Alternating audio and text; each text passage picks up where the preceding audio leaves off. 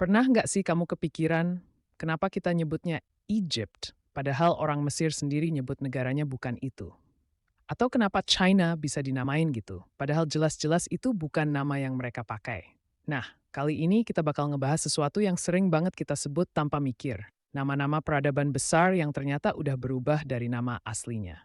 Dan ceritanya menarik banget. Kita mulai dari yang paling familiar dulu, Mesir.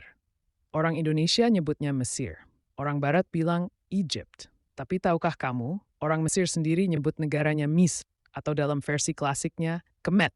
Yap, Kemet. Dalam bahasa Mesir kuno, Kemet berarti tanah hitam, mengacu ke tanah subur di sekitar Sungai Nil. Nama Egypt sendiri datang dari bahasa Yunani kuno Aegyptos, yang aslinya adalah salah satu nama kuil utama di Memphis, ibu kota kuno Mesir. Jadi bayangin, nama negara ini yang dikenal dunia justru berasal dari salah satu kuil doang. Lanjut ke Romawi. Kalau dengar kata Roman Empire, langsung kebayangkan peta kekaisaran besar, gladiator, dan Julius Caesar. Tapi lucunya, mereka sendiri nyebut negaranya Senatus Populusque Romanus, alias SPQR. Artinya, Senat dan Rakyat Roma.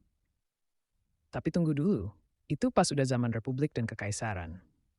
Sebelumnya, mereka cuma nyebut tempat tinggalnya Roma, dan kadang seluruh wilayah kekuasaannya disebut Imperium Romanum. Jadi istilah Roman Empire itu sebenarnya versi modifikasi modern yang dirapihin biar gampang diingat. Sekarang, kita ke negeri tirai bambu, Cina. Ternyata orang Cina nggak pernah nyebut negaranya Cina. Nama asli mereka adalah Zhong yang artinya negeri tengah. Kata Cina sendiri kemungkinan besar berasal dari nama dinasti Qin, yang terkenal, Tiongkok terkenal karena pertama kali menyatukan wilayahnya sekitar tahun 221 SM. Orang-orang asing, terutama pedagang India dan Eropa, akhirnya mulai menyebut wilayah itu sebagai Qin atau Cina. Dan ya, jadilah sampai sekarang kita menyebutnya begitu. Padahal ya, itu seperti menyebut seluruh Indonesia dengan nama Majapahit, cuma karena kita pernah dipimpin kerajaan itu. Sekarang kita geser sedikit ke Persia. Dulu negara ini dikenal dunia sebagai Persia, tapi sekarang disebut Iran. Nah, ini bukan karena rebranding marketing, tapi memang disengaja. Tahun 1905, pemerintah Persia secara resmi meminta negara-negara lain menggunakan nama Iran dalam urusan internasional. Kenapa? Karena Iran adalah nama yang digunakan orang Persia sendiri sejak lama. Jadi selama ini dunia internasional yang malah salah kaprah. Uniknya, sampai sekarang masih banyak orang luar yang lebih familiar sama kata Persia. Apalagi kalau udah ngomongin kucing Persia. Masih ada lagi nih, Yunani. Kita nyebutnya Yunani. Orang Barat bilang Greece.